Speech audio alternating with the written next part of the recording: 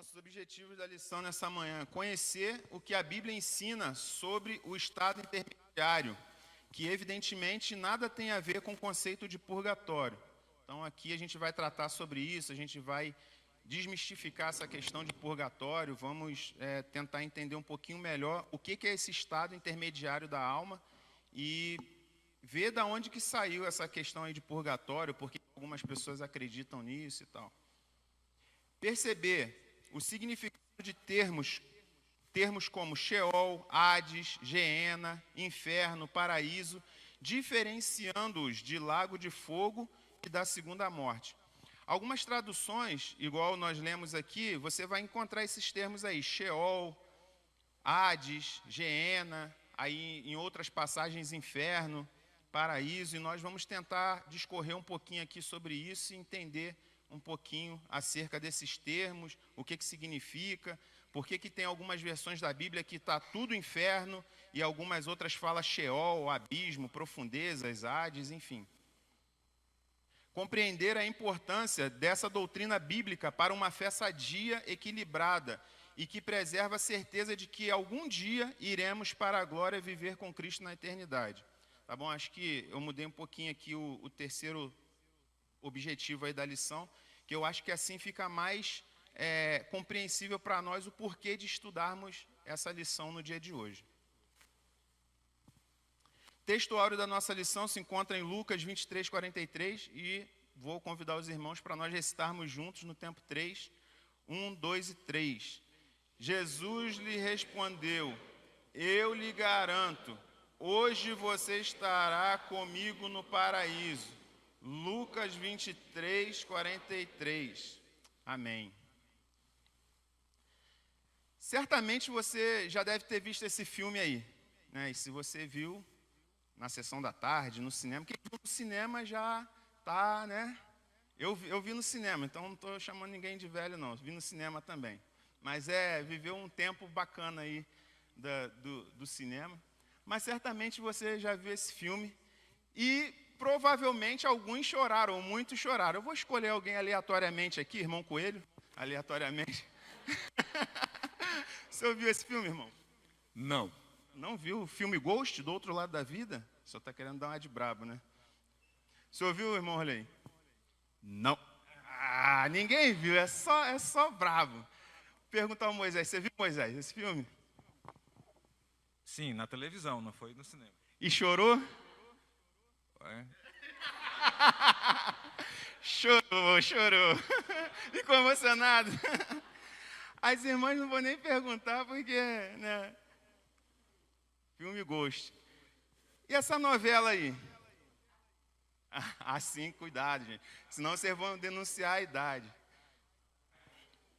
A Viagem. Quem lembra dessa novela aí? Tem gente que fica com vergonha. Não vou falar que eu vi novela não, porque eu sou crente. Tá?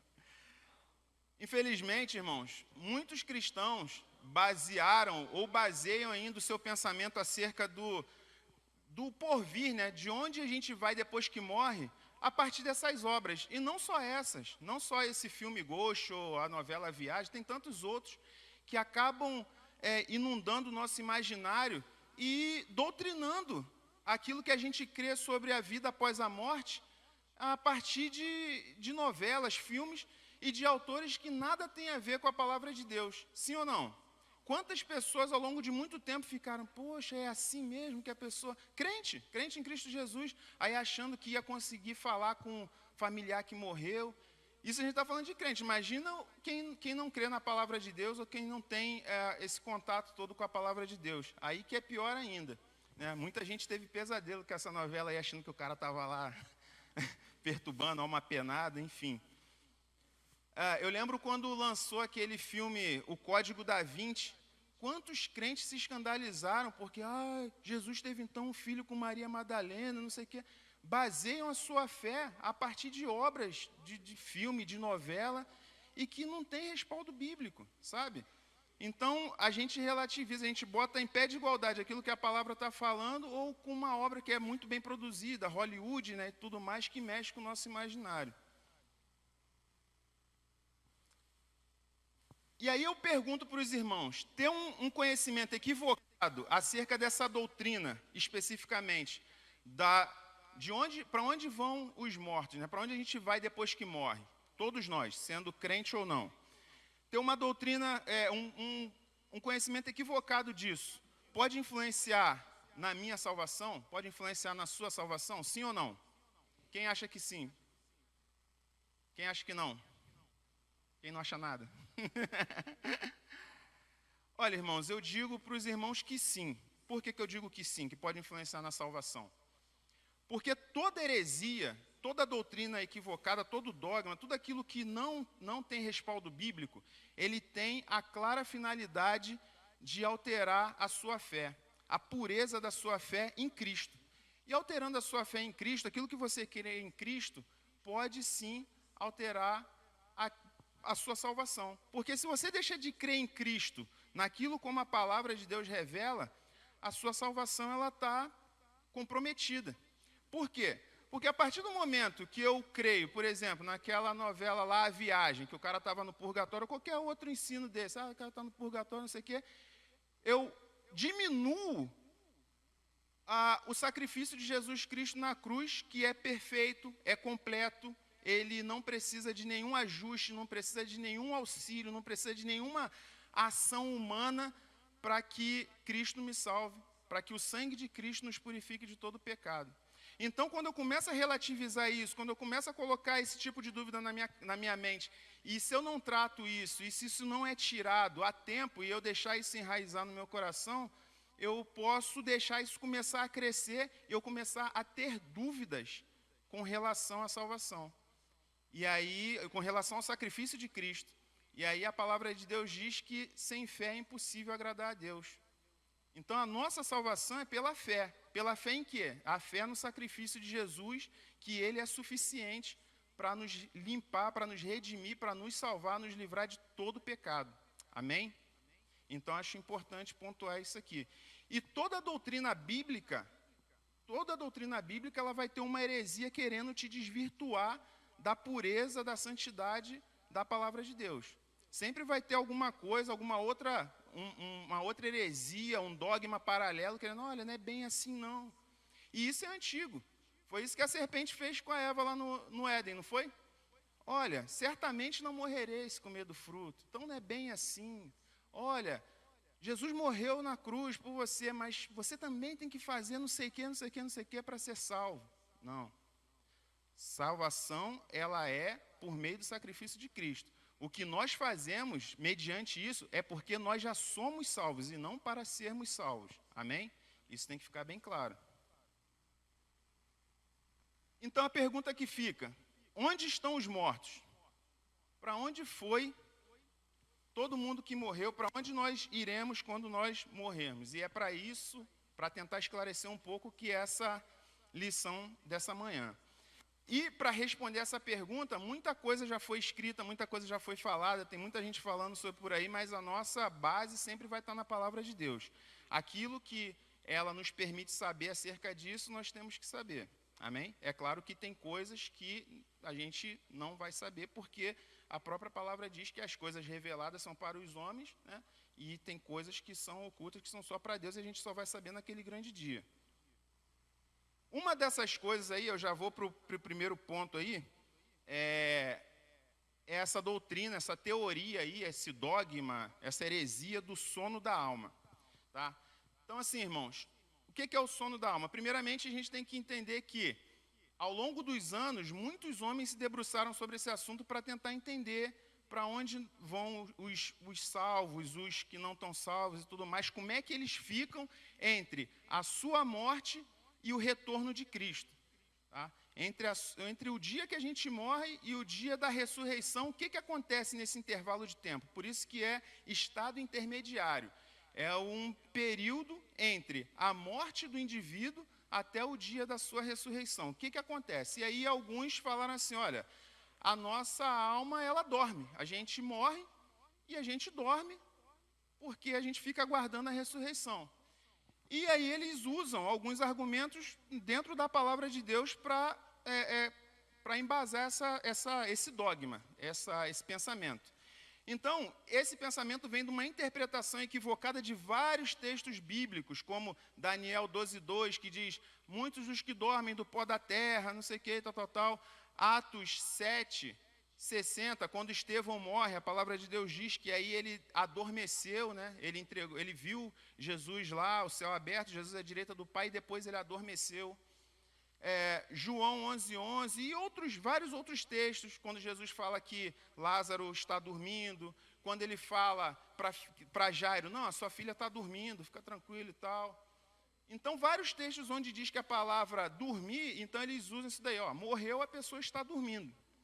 Só que, talvez a interpretação errada, por quê? Porque eles não entendem que esses textos estão usando uma figura de linguagem chamada eufemismo, que é o quê? Você suavizar um termo para ele não ser tão pesado. Como que você vai contar, chega na casa de alguém, o esposo da mulher morreu, ou um filho, né, houve uma fatalidade, bate na porta, a pessoa abre e fala, seu marido morreu. Sabe? Então, a gente tem que tentar suavizar isso para a pessoa receber de uma maneira que não seja tão impactante. Isso se chama eufemismo. A gente usa eufemismo em vários momentos do dia e tal, e na palavra de Deus tem muito disso. A gente sabe que a Bíblia, nem tudo que está escrito ali é de forma literal. Veja bem, não estou dizendo que não seja verdade, estou dizendo que não está escrito de forma literal. Quando diz lá a besta que emerge do mar, não quer dizer necessariamente que vai sair um dragão do mar e tal. Isso é uma figura de linguagem, tá? Mas que é verdade que vai acontecer alguma coisa ali no Apocalipse relacionada a isso, é fato. Mas não é necessariamente da forma como está descrito. E quando Jesus fala, Lázaro está dormindo, eu vou lá despertá-lo, não quer dizer que ele estava dormindo. Quando o apóstolo Paulo, na ceia, fala assim, olha, como vocês estão tomando a ceia de qualquer jeito, por isso muitos de vocês estão doentes e muitos já dormem. Ele não está dizendo que, de fato, as pessoas estão doentes com gripe, febre ou coisas do tipo, doenças do corpo necessariamente. Ele está falando que as pessoas estão doentes espiritualmente. E muitos já dormem porque muitos já abandonaram a fé ou, de fato, muitos já morreram, porque não estão vivendo a fé da forma como ele tinha ensinado para os coríntios. Então, eufemismo é muito empregado na Bíblia. E a refutação para isso? Primeiro é a própria visão de Estevão. Queria pedir para o irmão Cristóvão abrir para a gente aí, irmão, em Atos 7, versículo 59, por gentileza.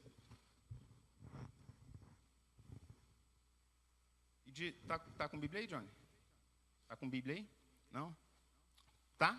Abre para a gente aí, por favor, em Apocalipse 6, 9, do 9 ao 11.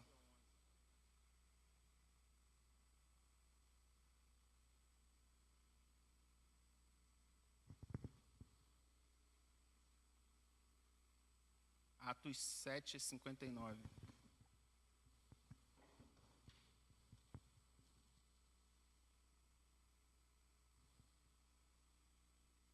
Atos 7, 59. E apedrejaram Estevão, que invocava e dizia, Senhor Jesus, recebe o meu espírito. 58, perdão. E lançando fora da cidade, apedrejaram. E as testemunhas deixaram suas vestes aos pés de um jovem chamado Saulo.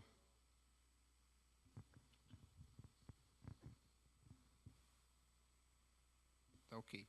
No 59, ali está narrando o apedrejamento de Estevão. E Estevão, quando no 59 ele é apedrejado, ele fala, Senhor, recebe o meu espírito. E no 60 ele se ajoelha, clama em alta voz, e aí fala com o Senhor Jesus. No 56 ele diz, eis que vejo os céus abertos e o Filho do Homem em pé à direita de Deus. Então Estevão, quando ele está para morrer, ele vê os céus abertos e Jesus à direita do Pai, e ele entrega o seu espírito ali após ser apedrejado. Não tinha a menor razão de ser ele ver Jesus recebendo ele com o céu aberto para ele dormir. Se fosse só para ele dormir, ele expirava ali, morria, dormia, e na ressurreição ele seria despertado por Cristo. Amém? Então, não tem a menor razão de ser ele ver o céu aberto ali, Jesus à direita do Pai, e ele entregando o Espírito para Jesus ali. O outro texto é Apocalipse 6, 9 ao 11, por favor. Então o cordeiro quebrou o quinto selo, e vi debaixo do altar as almas dos que tinham sido mortos, porque haviam anunciado a mensagem de Deus, e tinham sido fiéis no seu testemunho. Eles gritavam com voz bem forte: Ó Todo-Poderoso, Santo e Verdadeiro, quando julgarás e condenarás os que na terra nos mataram? Cada um deles recebeu uma roupa branca, e foi dito a eles que descansassem um pouco mais, até que se completasse o número dos seus companheiros no trabalho de Cristo, que eram seus irmãos e que iam ser mortos como eles tinham sido. Amém. Então ali, o apóstolo João, na ilha de Patmos, recebendo a revelação do Apocalipse, ele vê as almas dos mortos pelo testemunho de Cristo, debaixo do altar clamando, e fala em alta voz, clamando forte. Até quando, Senhor? Até quando o Senhor não vai tomar, né, providência ali com relação aos homens maus da terra e tudo mais? Aí o Senhor fala, o Cordeiro fala, espera mais um pouco, descansa mais um pouco aí, e no determinado tempo ainda não se completou o número dos que têm que ser salvos, e aí a gente vai tomar providência com relação a isso daí. Então, ninguém que está dormindo, a não ser que seja sonâmbulo, ninguém dormindo fala, né? Só os sonâmbulos, né? E aí a gente não pode dizer que tem sonambulismo lá na eternidade. Então eles estão acordados, estão conscientes. Outro texto ali de Lucas 16, do 19 ao 31, fala da parábola do rico e do Lázaro. A gente vai explorar, a gente não vai ler ela agora, porque a gente vai explorar um pouco mais ela à frente. Mas também o Senhor Jesus está falando ali na passagem do rico e Lázaro, que eles morrem e cada um vai para um destino ali diferente, mas eles estão conscientes, eles sabem quem é um ou outro, eles se reconhecem, eles conversam. Então, esse negócio de sono da alma, a gente descarta completamente. A gente tem que entender que quando nós morremos, nós vamos para algum lugar, que nós vamos ver um pouco mais à frente aqui, nós vamos para algum lugar, porém, nós ficamos completamente conscientes, nós temos consciência de quem somos, estamos conscientes de onde nós estamos, e não tem esse negócio de que está dormindo e vai acordar, não. O sono ali, o dormir, o termo dormir, suas variações, é para suavizar o termo morte. Amém? Ficou claro isso aí? Irmão José Carlos. Ah, tá. Amém.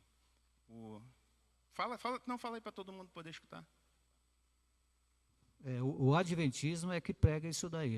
Inclusive, eu já assisti, até quando meu sogro faleceu, né, convidaram um pastor adventista para fazer a cerimônia lá, e ele falou justamente sobre isso, sono da alma.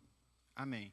O que acontece, irmãos? Alguns segmentos cristãos acreditam piamente nessa teoria do sono da alma, inclusive, né, lá nos primórdios da Reforma Protestante, os anabatistas, como o autor cita aqui, que na verdade é no século XVI e não no século VI, os anabatistas eles criam no sono da alma, né? Mas com o passar do tempo, com o entendimento, e aí a igreja protestante foi caminhando, foi crescendo no entendimento, e perceberam que não passava de um engano, uma má interpretação do texto bíblico. Tá? Mas até hoje, por exemplo, como o irmão presbítero José Carlos falou, os adventistas creem no sono da alma e pregam dessa forma. Mas nós, como batistas, nós cremos dessa forma aqui, que nós ficamos conscientes depois que nós morremos. Amém? Até a volta de Cristo e sermos ressuscitados com Ele. A segunda teoria aí, fantasiosa, mentirosa, é o purgatório, a questão do purgatório. O purgatório é um dogma sustentado pela Igreja Católica Apostólica Romana sem amparo bíblico. Foi cunhado aí esse termo por volta do século XII, século XIII, não se sabe exatamente, né, quando que começou a ser ensinado dessa forma, mas nasceu na Igreja Católica Apostólica Romana. Eles ensinam até hoje dessa forma a questão do purgatório. E o que seria o purgatório? Seria uma segunda chance, seria um local onde aqueles que não levaram a vida cristã muito a sério, enquanto estavam vivos, eles vão sendo purificados. Eles vão sendo purificados pelo fogo que tem lá nesse purgatório, nesse local, e vão sendo purificados também pelas ações dos seus familiares vivos, que na época da Idade Média, pagavam indulgências, ou pagam para rezar a missa para ele, fazem orações, acendem velas, enfim, vários procedimentos para ajudar a purificar, já que ele não foi um bom crente aqui, ele só tinha uma noção e tal de cristianismo, mas não levava a sério, não cumpriu os sacramentos da igreja, aí ele, quando morria, ia para esse local, e ele poderia ficar pouco ou muito tempo, dependendo do que se fosse feito aqui na terra. Tá? Isso dava base, como eu falei, para a cobrança de indulgências. O que eram as indulgências? Era justamente esse pagamento. Você dava um valor e reduzia o tempo de permanência do seu familiar no purgatório. E ali, por volta do ano 1480 e pouco, 90 e pouco, tinha um padre católico, tal de Johann Tetzel, ele era especialista em arrancar grana da galera, promovendo isso. Ele ia nas cidades e tal, porque o papado estava criando, ali estava construindo a capela de São Pedro lá e tal, que é o Vaticano, e aí estava angariando fundos, e ele levava umas pinturas assim, bem igual essa que está no fundo ali, o pessoal pegando fogo, você vai deixar o seu familiar ali e tal. Aí ele tinha a frase, né, o tilintar de uma moeda que bate no fundo do gasofilácio, é cada alma que sai do purgatório, um negócio assim.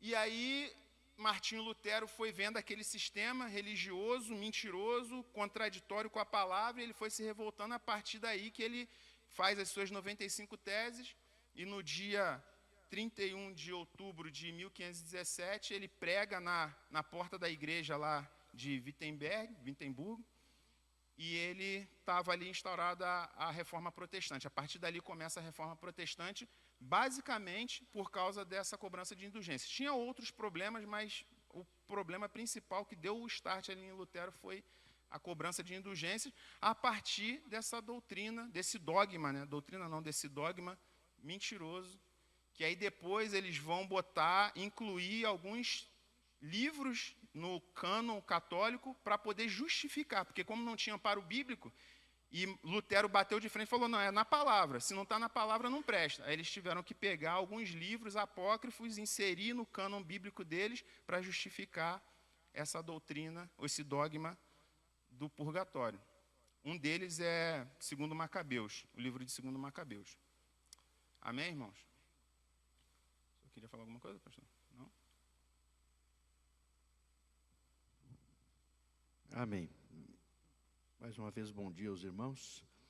Professor, na verdade, só reiterando, né, que às vezes parece que hoje não se fala em si. Na verdade, no sistema da Igreja Católica Romana, né, isso está muito presente nas missas que são rezadas pelos mortos, né?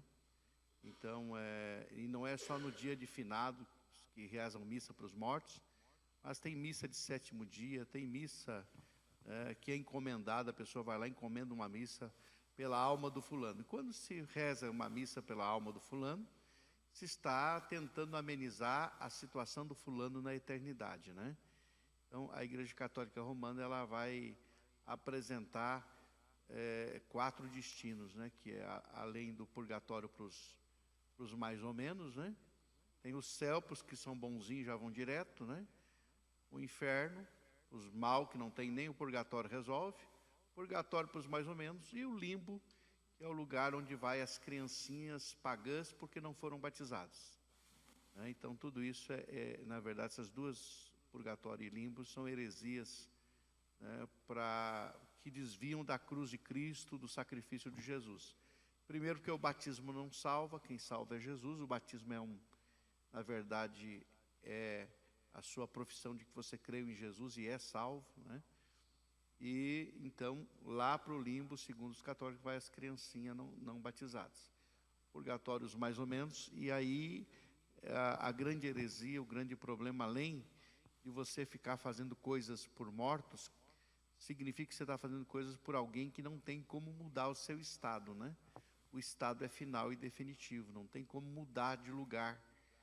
Então, na parábola lá do rico do Lázaro, é muito claro que não vai de um lado para outro. Deixa o Lázaro vir. Não tem como, tem um abismo, né? Então, não tem como fugir do destino eterno. E o destino são só 2, né? Não existe mais do que 2. é céu e inferno, e nós chamamos já o lugar de tormento de inferno. Aliás, tudo aquilo que não presta e é ruim, a gente chama de inferno, né? Às vezes diz, minha vida está no inferno, né? Porque, na verdade, está ruim. Então, não é propriamente ainda o estado final, mas é lugar de tormento e lugar de descanso e de gozo, como o irmão bem falou aí. Então, o purgatório foi uma invenção para dar não é só a questão do dinheiro, não, mas a questão de dar uma resposta para que, e aí?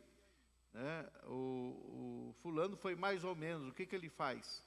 E tudo isso, na verdade, o diabo trabalha para afastar as pessoas do sacrifício de Jesus. Porque quando você crê num negócio desse, você crê que se você pagar uma missa para alguém, você vai tirar ele do purgatório, vai aliviar o sofrimento dele no purgatório.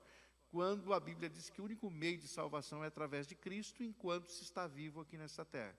Então, tudo é meio de desviar do sacrifício de Jesus. Porque o que o inimigo da nossa alma quer é tirar o nosso foco de Jesus e levar para as obras, e levar para qualquer outra coisa, né? Amém. Obrigado, pastor. E a refutação, né, ratificando isso que o pastor falou, reiterando, a refutação disso é que a purificação é pelo sangue de Jesus e seu sacrifício na cruz.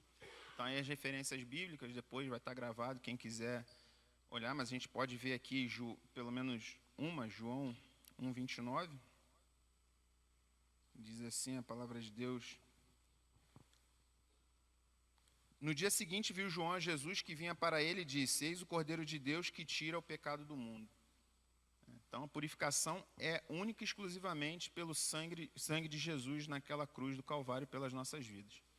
O acesso à glória eterna é presente da graça de Deus em Cristo e não se baseia em esforço humano algum. Eu acho que isso está bem massificado para nós, a salvação é pela graça, pelo sangue de Jesus, é um presente, é uma dádiva, não foi mérito nosso de nenhum homem, não há nada que façamos para que possamos conquistar a salvação, é só pelo sangue de Jesus.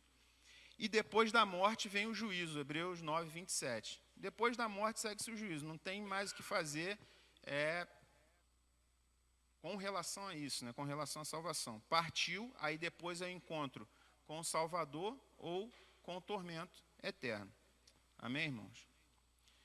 Então, se não tem sono da alma, se não tem purgatório, o que fica para a gente?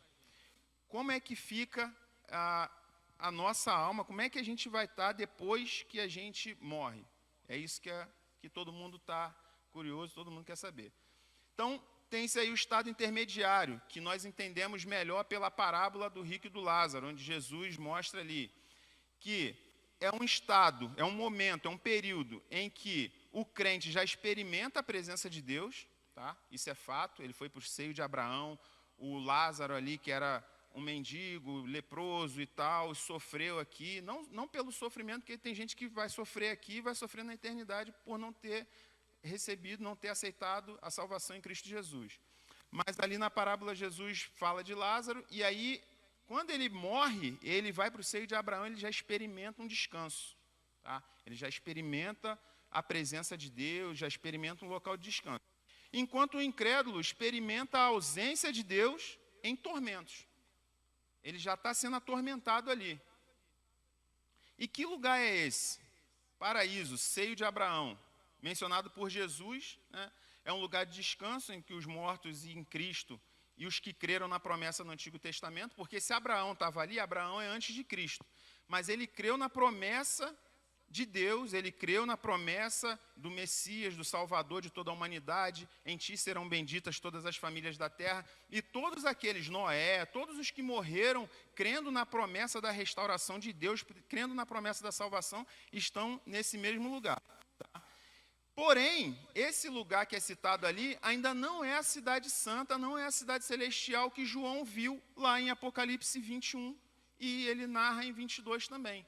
Ainda não é o lugar para onde nós iremos passar a eternidade com Cristo. Mas como assim, irmão? Quer dizer que a gente morre e ainda não está na eternidade? Sim e não. A gente já sai dessa esfera humana, temporal, para uma esfera eterna. Mas a nossa morada, ela só vai vir quando no final Jesus Cristo resolver tudo, a questão de Satanás, mandar todo mundo para o lago de fogo, enxofre, não sei o quê, e aí a cidade celestial onde nós iremos morar eternamente, ali sim vai ser a nossa morada eterna. Está dando para compreender, irmãos? É meio complexo, mas assim, basicamente, você é crente em Jesus, amém? Se você morrer, não vou dizer hoje não, para você não ficar assustado com o filme Ghost, mas se você morrer daqui no dia que Deus determinar que você morrer, aí morreu, pá. Você vai para um lugar de descanso. Você vai sair dessa vida aqui, correria e pressão de trabalho, incomodação, não sei o quê, não sei o quê. Você já vai para um lugar de descanso chamado Seio de Abraão, que é esse mesmo paraíso que Jesus prometeu para o ladrão da cruz. Amém? É esse mesmo paraíso, local de descanso. E você fica lá, que é o mesmo lugar que João viu aquelas almas debaixo do trono, que Jesus falou, ó, descansa mais um tempo aí, que ainda não chegou o momento de eu descer e restaurar tudo e tudo mais. No final de tudo, quando Jesus resolver o problema com o anticristo, com a besta, com o falso profeta, mandar todo e os incrédulos, mandar todo mundo para o lago de fogo e enxofre, que a gente vai ver aqui na frente. Depois que resolver tudo isso, vai vir a cidade que ele falou que ia preparar, as moradas celestiais.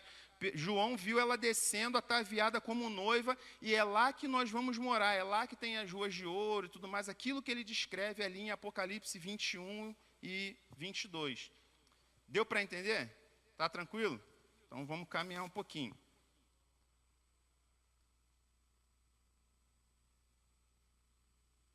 Já que você citou lá o filme Ghost no começo, né? Só para esclarecer, né? Porque ainda tem, inclusive, crentes que acreditam que tem almas penadas por aí e ficam vagando por aí. Até seria bom ver se alguém que está aqui presente ou nos assistindo crê nisso, né? De que a alma fica por aqui porque tem alguma coisa mal resolvida para resolver. Amém. Isso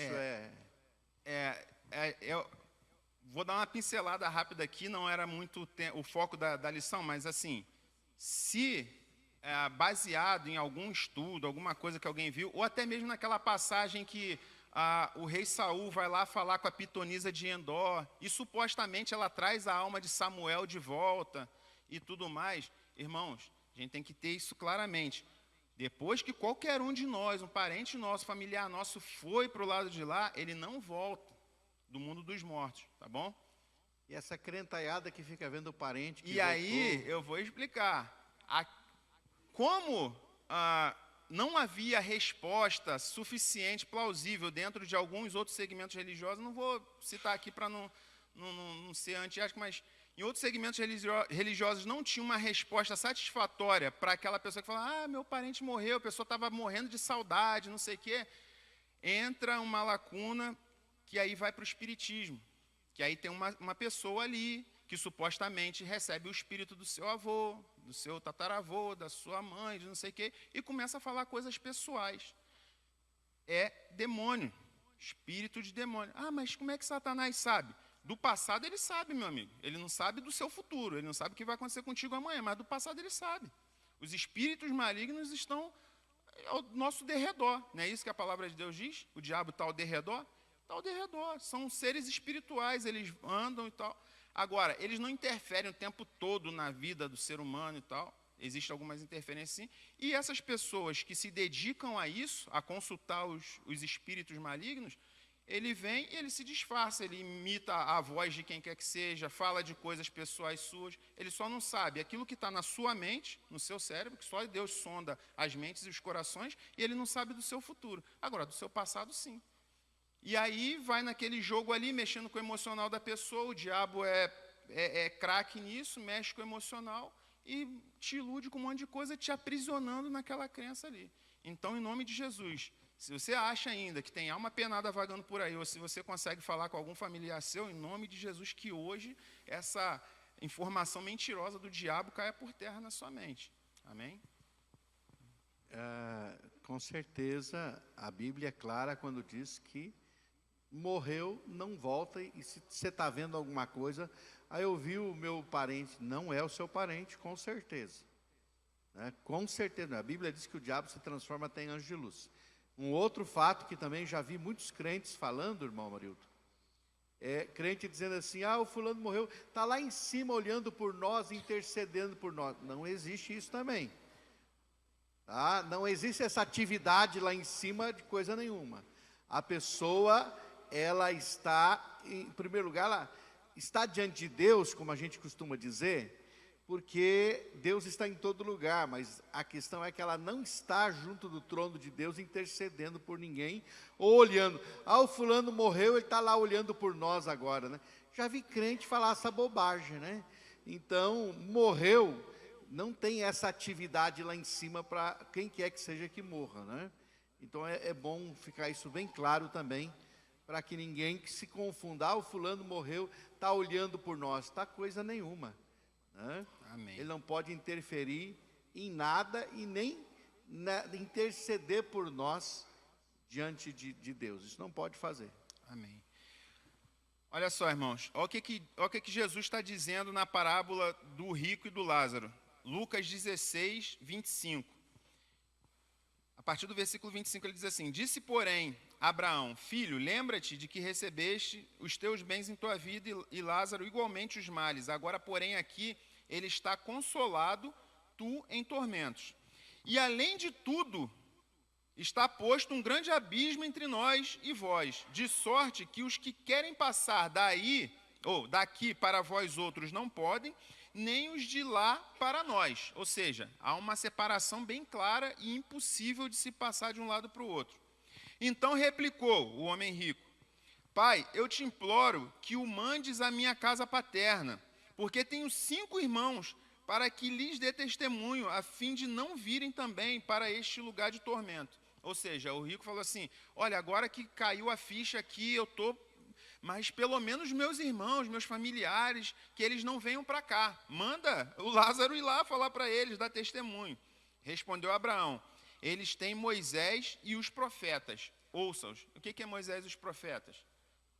A lei, a palavra de Deus. Né? Ele tem o testemunho. Que eles o ouçam. Mas ele insistiu: não, pai Abraão, se alguém dentre os mortos for ter com eles, arrepender-se-ão. Aí olha o que Abraão fala. Abraão, porém, lhe respondeu: se não ouvem a Moisés e os profetas, tampouco se deixarão persuadir, ainda que ressuscite alguém dentre os mortos.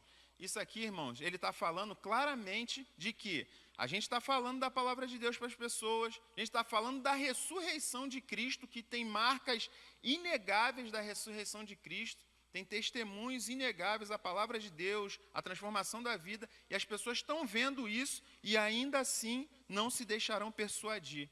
Alguns não se deixarão persuadir. Pela palavra de Deus, pelo testemunho de Cristo, pelo testemunho do que Cristo fez na sua vida, e mesmo assim o coração vai estar endurecido. É isso que ele está falando aqui. Então, ele fala assim: não vai voltar ninguém dos mortos. Já voltou um dos mortos que pregou, que é Cristo, ele está vivo, ele fala até hoje, ele fala aos corações, ele toca nas pessoas, o testemunho dele está aí, a igreja está aí anunciando, e muitos não vão se deixar persuadir. É isso que Abraão está falando aqui para aquele homem. Amém? Então não tem essa história de que o cara está lá, está olhando por você, está intercedendo: pai, ajuda meu irmão ali, que não sei o quê, meu sobrinho, meu filho. Não tem essa história, não. E o Sheol, ou Hades. Sheol e Hades é a mesma coisa, só que Sheol é no hebraico e Hades é no grego, tá? Antigo Testamento e Novo Testamento, mas significa a mesma coisa. É o reino dos mortos. Quando você olha lá no Antigo Testamento, quando em Salmos ou em diversas passagens fala, foi para o reino dos mortos, foi para a escuridão, não sei o quê, ele está se referindo a esse termo aqui. É o lugar de tormento para onde o rico foi. É o conceito que os judeus tinham naquela época do reino dos mortos. Então ele foi para o reino da escuridão, já está lá no lugar de tormento. Tá? Já está lá no lugar de tormento. Porém, ainda não é o lago de fogo, onde será lançado o inferno, Satanás e seus anjos, e os ímpios que serão lançados no lago de fogo. Peço para algum irmão aí abrir em Apocalipse 20, 14, 15, e o outro irmão abrir no 21, 8, por gentileza. Quem abrir primeiro, levanta a mão que o irmão Moisés vai chegar com o microfone aí.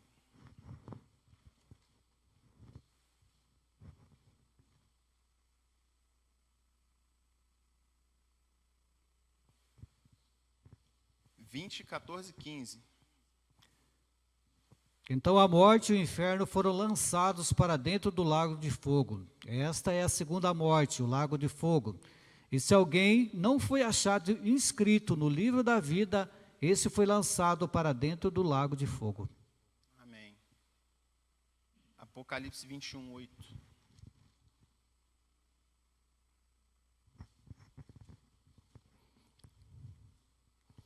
Apocalipse 21, 8.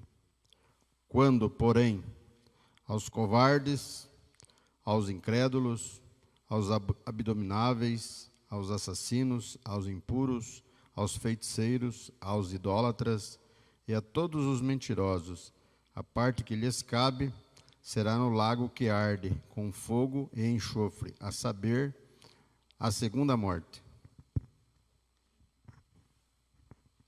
Tá? Então, existe um outro local onde esse Hades, esse Sheol, que na maioria das versões foi traduzido tudo como inferno, essa que é a confusão que se tem, porque Hades, Sheol, em algumas Bíblias é traduzido como inferno, e o lago de fogo e enxofre também é traduzido como inferno. Então as pessoas têm dúvida por causa disso. Mas quando o ímpio morre, aquele que morre sem a salvação, ele morre, ou descrente, né, morre, ele vai para esse local de tormento. Mas no final de tudo, quando Jesus Cristo voltar para colocar as coisas tudo em ordem, ele vai lançar esse lugar de tormento no lago de fogo e enxofre, onde inclusive vai queimar Satanás e seus anjos. Porque muita gente acha que a eternidade no inferno vai estar lá e o diabo com um garfinho, a pessoa no panelão ali, ele espetando e ele rindo. Haha, não.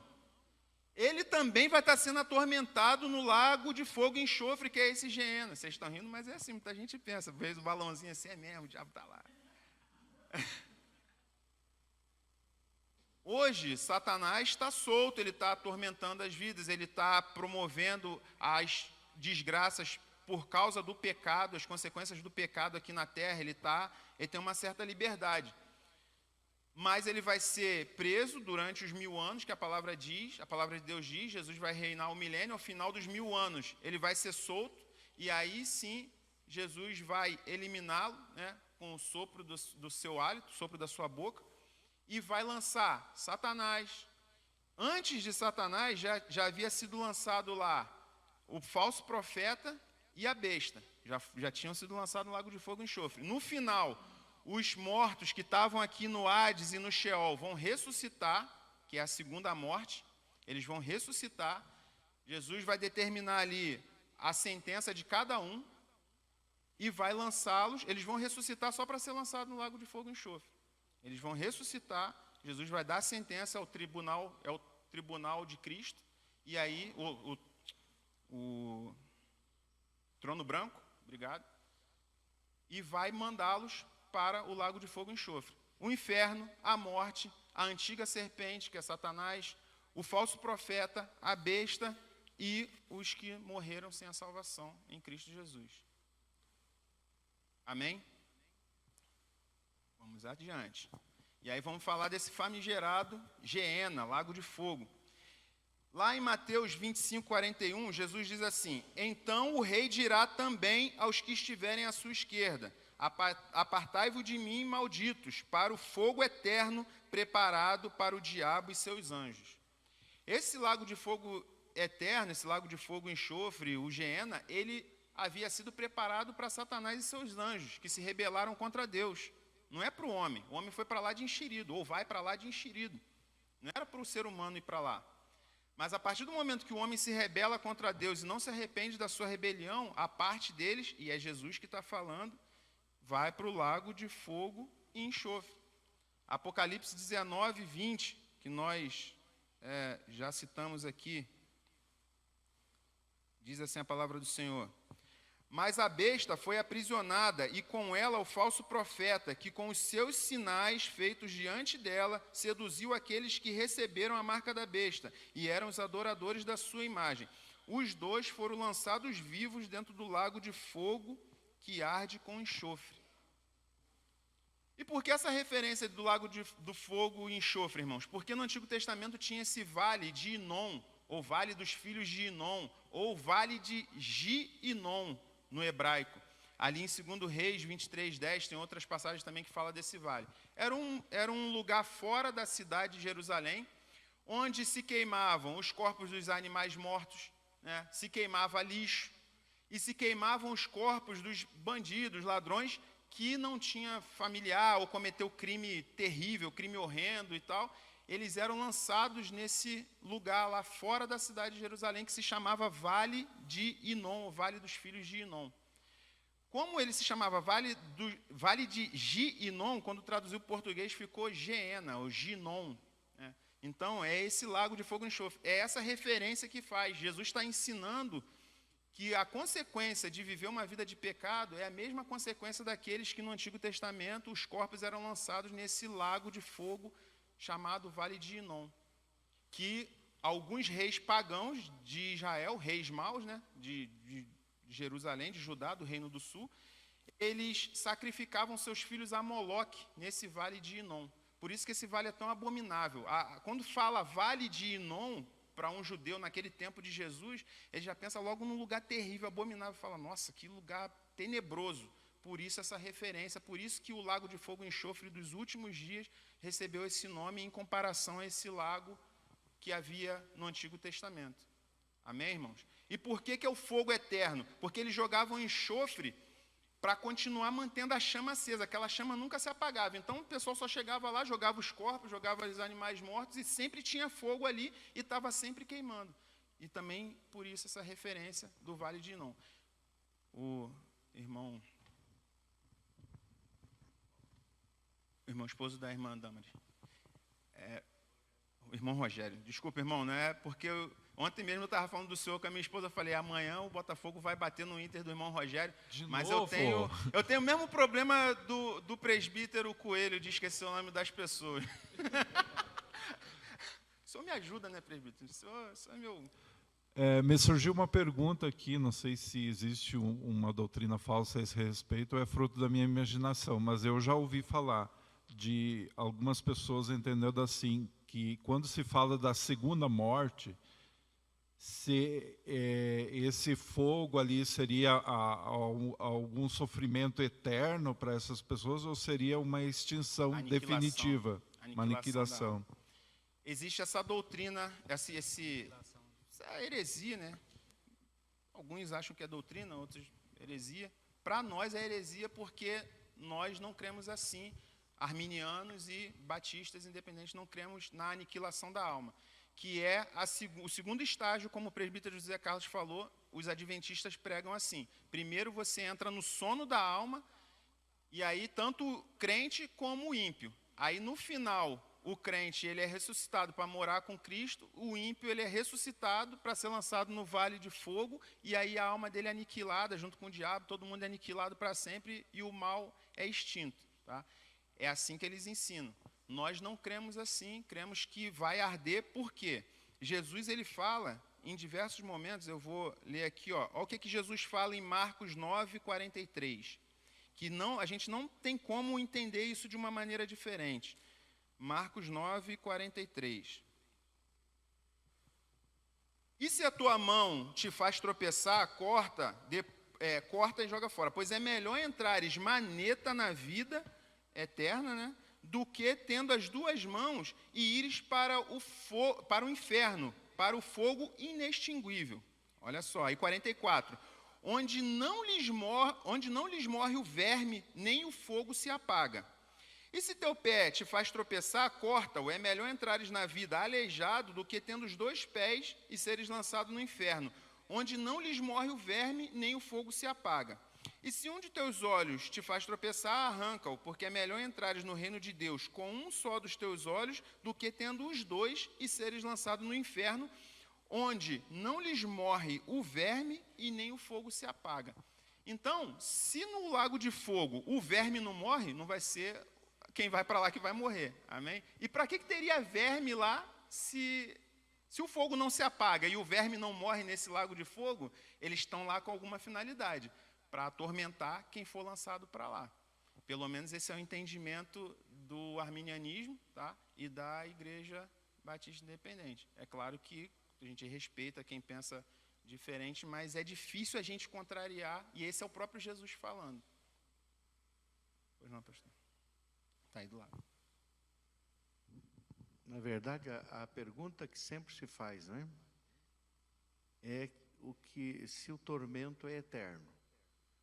E o que é a segunda morte, então? Se o tormento é eterno, o que é a segunda morte? Então, convém sempre lembrar, irmãos, que, na verdade, quando fala de segunda morte, está falando do tormento eterno. Porque quando falamos de vida, estamos falando da vida eterna, né? Quando falamos de segunda morte, estamos falando de tormento eterno. Quando falamos de vida, estamos falando de vida eterna. E Jesus ainda em Mateus 25, 46, né? Ele vai dizer, irão estes para o castigo eterno, porém os justos para a vida eterna. Então o castigo é eterno e a vida é eterna. A esse castigo eterno é chamado de segunda morte. Se há uma vida eterna, há uma morte eterna também. E essa morte eterna é esse castigo no lago de fogo. Também o grande argumento que alguns usam, inclusive os adventistas do sétimo dia, os testemunhos de Jeová e tantos outros. Mas aqueles que têm uma doutrina ortodoxa, uma doutrina correta, não é só os arminianos, não. Todos os que têm uma doutrina ortodoxa correta, eles acreditam vida eterna e tormento eterno. E uma coisa interessante, né? Esses dias até acho que mandei para o irmão, um artigo do Papa Francisco, que esses dias agora ele estava revendo o conceito de tormento eterno, de condenação eterna. Para ele disse que a Igreja Católica precisa mudar a sua forma de ver isso, porque Deus é amor e não vai deixar alguém eternamente na condenação. Então, está querendo promover uma mudança para que o tormento não seja eterno, né? Ou seja, né, tentando de alguma forma torcer mais uma vez as Escrituras. A palavra diz claramente, tormento eterno, que é sinônimo de segunda morte, e vida eterna, que é a vida com Deus eternamente. Então, lembrando que Deus não é amor, mas é justiça, né? Amém. E Deus é a fonte da vida, e qualquer coisa apartado de Deus é morte. Ele é a fonte da vida, então viver apartado dele é morte, e viver apartado dele eternamente é a morte eterna. Em Isaías 66, 24 diz assim, irmãos, eles sairão e verão os cadáveres dos homens que prevaricaram contra mim, porque o seu verme nunca morrerá, nem o seu fogo se apagará, e eles serão um horror para toda a carne. Então aqui é um texto do Antigo Testamento, corroborando com o texto do Novo Testamento, onde Jesus afirma isso. E, assim, como eu estava conversando com a minha esposa ontem, olha como é que é sutil, eles pregam o sono da alma e pregam também a aniquilação eterna. Por quê? Porque no sono da alma você já está sem consciência. E aí já vem a aniquilação eterna mesmo e acabou com tudo. E aí, só que a pessoa que vive aqui, ela fala assim, ora, se não vai ter tormento eterno e eu vou ser aniquilado, para que eu preciso aceitar Jesus? Para que eu preciso me submeter? Faço aqui o que tem que fazer, depois chego lá, é aniquilado, zerou tudo e acabou, não tem consequência. Olha o perigo disso. Olha o perigo disso. E aqui, se tem o fogo eterno, o lago de fogo, né, eterno, nós vamos fechar com a coisa boa, que é a Nova Jerusalém, a cidade santa, que é aquela cidade que João viu e descreve em Apocalipse 21. Ali será a nossa morada celestial. Nós vamos todos juntos entrar nela no mesmo tempo, morar todo mundo junto lá. João viu só uma parte, ele viu meio de fora, mas ele não viu todos os detalhes da cidade celestial, porque olho nenhum viu, ouvido nenhum ouviu o que Deus tem preparado para nós, e ela vai ser uma grande surpresa. Apesar de João ter visto um vislumbre, assim como Moisés viu um vislumbre da terra prometida e não entrou nela, João também, ele viu ali um pouco, viu ela descendo do céu ataviada e tal, ele descreveu algumas coisas, mas ele não entrou, ele não passeou, ele descreve alguma coisa que Deus permitiu ele ver. Mas os detalhes de como é morar lá, não, só quando nós formos morar com Cristo na cidade celestial. Amém? Então, o estado intermediário para os crentes já é num lugar de descanso, mas ainda não é a Nova Jerusalém. E para os ímpios é um lugar de tormento, porém não é ainda o lago de fogo e enxofre. Ficou claro, irmãos? De verdade? Não tô, eu sei que, de repente, você pode continuar discordando, é direito seu, e a minha preocupação é se eu conseguir ser claro, né, nesses estágios do que acontece, pelo menos o que a Bíblia nos mostra, tá bom? Considerações finais aqui. Não há nada na Bíblia que indique a possibilidade da mudança de destino após a morte, nem intercessão pelos mortos. Não há nada que possamos fazer. Quem foi? E aí a gente, mas o fulano de tal estava desviado, ficou no hospital um tempo, em coma, não sei o quê. Aí é com Deus. Eu não sou Deus e é Ele que sabe o que aconteceu nos últimos dias do fulano. E a gente pode ter surpresa naquele grande dia, mas também a gente não pode viver na teologia do ladrão da cruz. No último momento fulano de tal vai se arrepender. E pregando isso. A nossa missão como igreja é pregar o arrependimento hoje. E não, fulano, esse aqui é o evangelho, você pode ser salvo, mas no último minuto, se tu quiser aceitar Jesus, beleza, tá, você vai ser salvo. Não é essa a mensagem do evangelho, tá? O evangelho é arrependimento, conversão hoje, enquanto dá tempo, tá bom? Para aquele que entregou sua vida a Jesus, a morte não é um terror nem um fim, mas é um novo começo. Eu botei ali hashtag partiu para a glória. Morreu, partiu para a glória. Juninho gosta, né? Juninho gosta. E o de fogo é o final da estrada de uma vida sem Cristo. Lá estarão sendo atormentados Satanás, seus anjos e, infelizmente, os incrédulos. Tá? Essa é a realidade que a gente não pode esconder. A Bíblia ela tem que ser pregada como um todo, a gente não pode esconder aqueles textos ou aquelas partes que a gente tem dificuldade, que a gente não... Né? Essa é a realidade. Apesar de todos os questionamentos acerca do estado intermediário da alma, né, uma certeza tem que estar viva em seu coração, irmãos. Preste atenção nisso. Você pode ter alguns questionamentos. Irmão, não entendi muito bem, a Bíblia não deixa claro, não sei o quê. Mas uma certeza tem que estar no seu coração. Os salvos em Cristo já passaram da morte para a vida. Você já não está mais morto, você não está mais morto nos seus delitos e pecados. Você já passou da morte para a vida. Amém? Você tem essa certeza no seu coração? Sua vida está salva em Cristo? Se sim, parabéns, glória a Deus, amém. Se não, o que falta para você tomar essa importante decisão?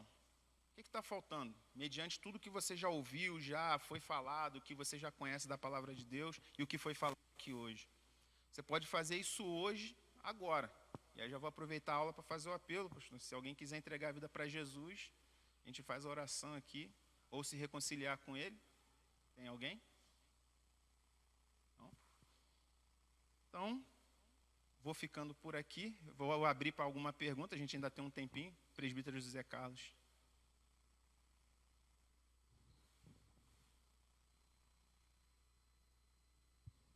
Eu não podia deixar de fazer essa pergunta que está me incomodando, né? Pois não, na verdade. Está falando do estado intermediário. E uma dúvida que fica sempre é, as pessoas vão se reconhecer nesse estado? Porque há muitas pessoas que se consolam assim, né? Morre algum parente, pai, mãe, filho, fala assim, nós nos encontraremos na eternidade. Aí a dúvida que fica, as pessoas vão se reconhecer nesse estado? Olha, irmão, pela palavra, a gente pode ter entendimento que sim. Por quê? O rico que estava lá em tormentos, ele reconheceu Lázaro. Ele reconheceu Abraão.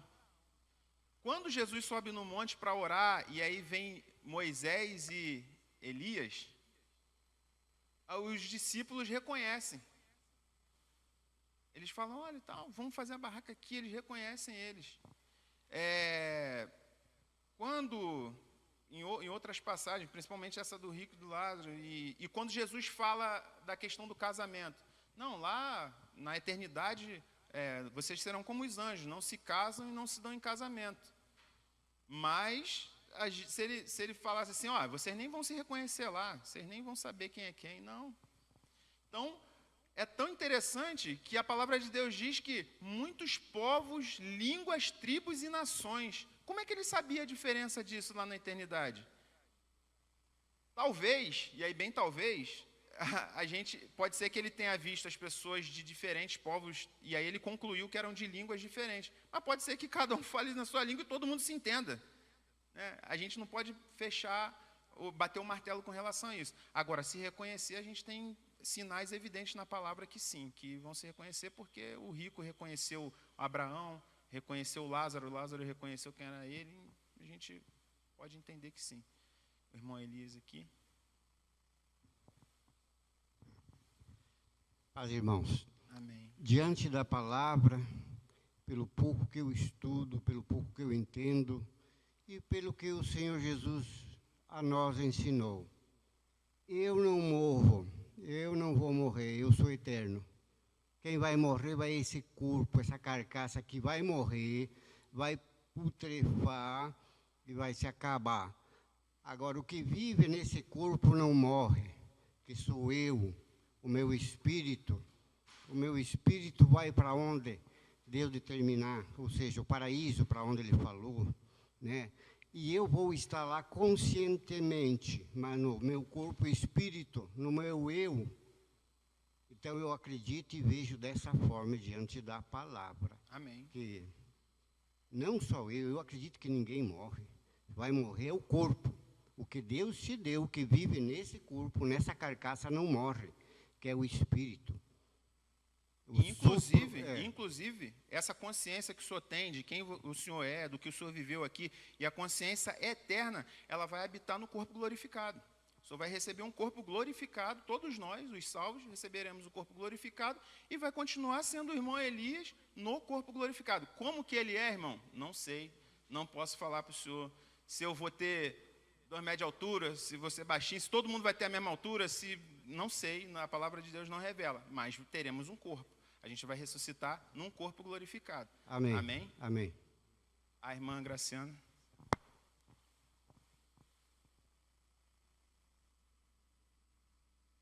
Está desligada, irmã. Tá.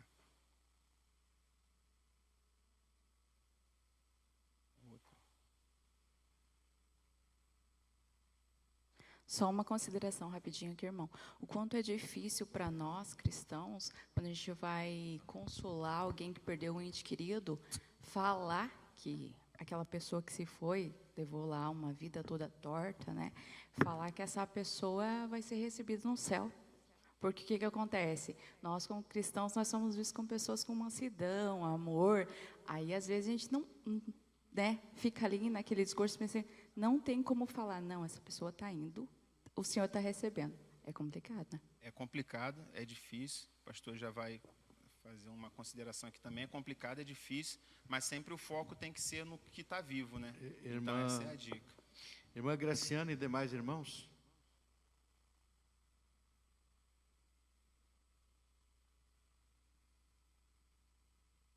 Amém? É que eu ouço vozes. Não, não é são do do além. Ghost, não é do Ghost. E não são do além. Todo mundo aqui comigo, irmãos? Muito bem. Então, irmãos, é só uma coisa importante que a irmã Graciana falou. Você nunca deve mentir para as pessoas, dizer que a pessoa que morreu, você sabe que ela morreu não salvo, que ela está salva. Nunca minta. Está errado. Mas também você não pode também ser estúpido e grosseiro a ponto de dizer, morreu, está no inferno, coitado, né? Não, não é isso. Você vai dizer... O que você tem que dizer, então? Para você não mentir, até porque você não sabe, né? Você não tem que falar do futuro da pessoa. Você tem que dizer, olha, que o Espírito Santo console o seu coração, repare a sua perda, né? E possa, nesse momento, cuidar de você. Porque é o que você pode dizer. Você não tem que falar do futuro de ninguém. Porque o futuro a Deus pertence, né? Se ela disser, está num bom lugar, né? Daí você diz assim, Deus é que sabe. É assim que você vai dizer. Irmão, está num bom lugar, né? Posso... Não sei, Deus é que sabe. O importante é que o Espírito Santo está aqui para te consolar. Mas você não tem que mentir, que senão você vai estar errando também. Então, acho que é ter essa sabedoria, né? E aí, focar foi quando meu pai faleceu, e aí ele ficou em coma ali durante 15 dias, e às vezes lá eu ministrei para ele, e não era crente, né? E aí, no velório dele, eu falei para as pessoas ali, ele eu não sei para onde está indo. Pode ser que ele tenha ouvido o que eu falei, pode ser que não e tal. Agora, vocês aqui não precisam morrer com essa dúvida, vocês podem morrer com a certeza de ir para a glória, aceitando Jesus, entregando sua vida para Jesus. Então, a gente focar em quem está vivo, falando que a pessoa não precisa viver com essa dúvida, será para onde que eu vou quando eu morrer? Não, viva com a certeza de Cristo e tenha certeza que vai, #partiu para a glória, né, Juninho? Amém, irmãos? Se você foi tocado por essa mensagem, não deixe de curtir esse vídeo. Inscreva-se no nosso canal no YouTube e assim você pode ter acesso a mais mensagens como essa para edificar a sua vida. E se você deseja fazer parte da nossa igreja e ter mais acesso às nossas informações e novidades, é só você baixar o nosso aplicativo no seu celular. Baixe gratuitamente. É só você abrir a loja virtual no seu celular e digitar IBI Cascavel. Ali você baixa o nosso aplicativo e tem mais acesso às nossas novidades e faz parte dessa família também. Deus te abençoe e um grande abraço.